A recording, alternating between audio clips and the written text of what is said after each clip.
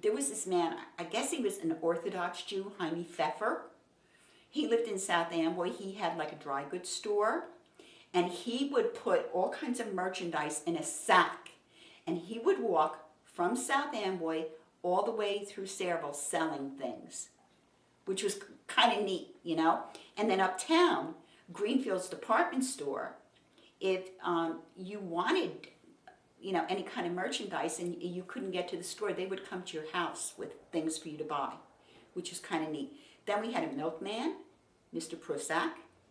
He would come twice a week, and it would be, you know, you'd take that lid off the milk and it would be that disgusting cream on the top. I have a lactose intolerance, so even then it was like, wow, you know.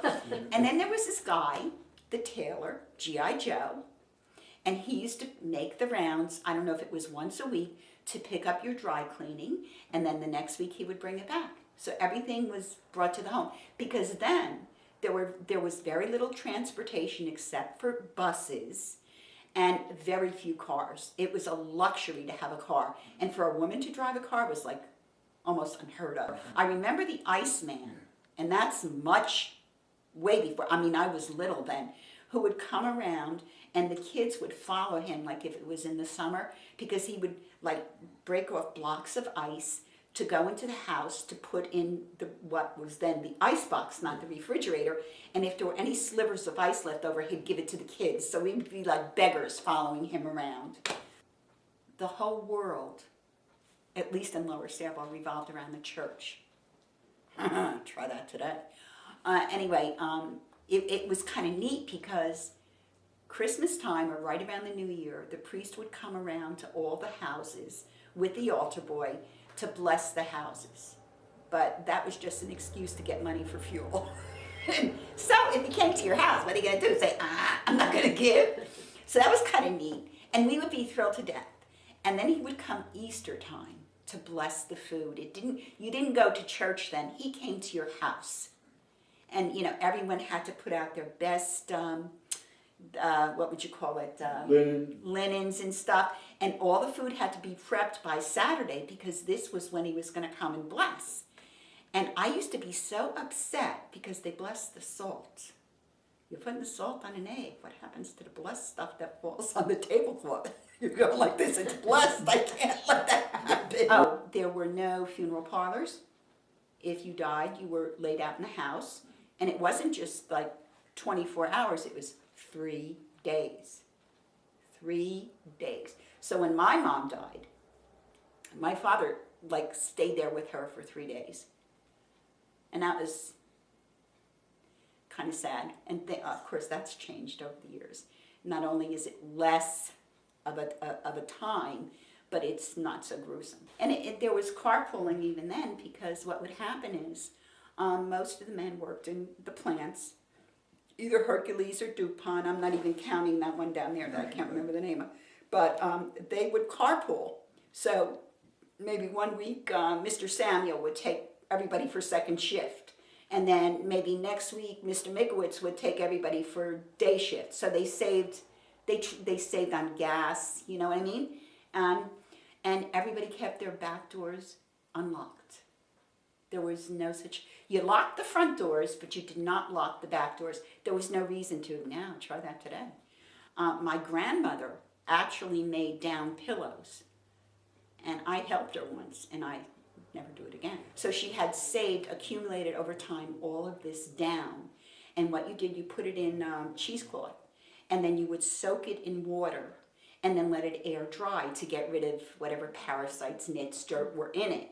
And this went on and on for months. And then finally, okay, we're going to make the pillow. So she put it in another kind of a receptacle. And then she said, okay, we have to wait a couple of weeks until this dries. This is it. When am I going to see the pillow? But she lived with me after my mom died, just less than a year. And just taught me neat things, like her best friend was Mrs. Victoria Pavlovsky, who owned the tavern across the street.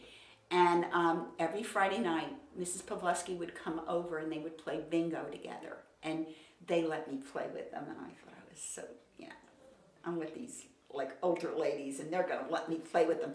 And it would be funny. Then they'd play cards, and then they'd get really upset if they were losing. They'd start to curse in Polish.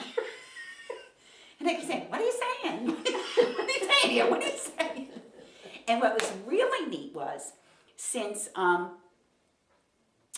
most of the transportation was done by bus. The 1258 went through Lower Sayreville, and the 2 went up here somewhere in Parlin. And these old ladies, they could barely speak English, but they would get on those buses, and the bus drivers would know where they would speak with this accent. The bus drivers knew exactly where they wanted to go. And it was neat because my grandmother used to take me to New Brunswick to go to the movies, because that was the ultimate, to go to New Brunswick. And I don't remember what we used to see there, but it was like a treat, a night out. And then, of course, there was the movie theater in Sayreville. We used to go there. In fact, that's where I saw Bambi, the original Bambi.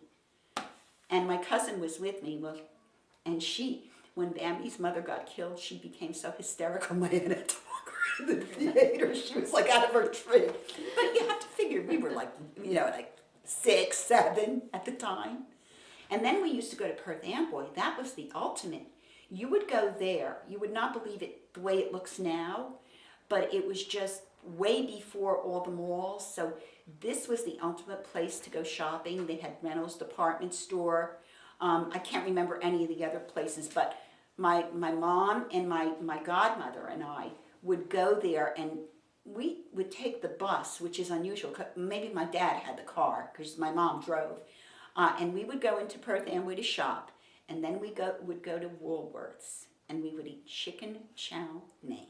And that was like, we loved Chinese, but that wasn't authentic, but to us it was the ultimate dish. And we would do that.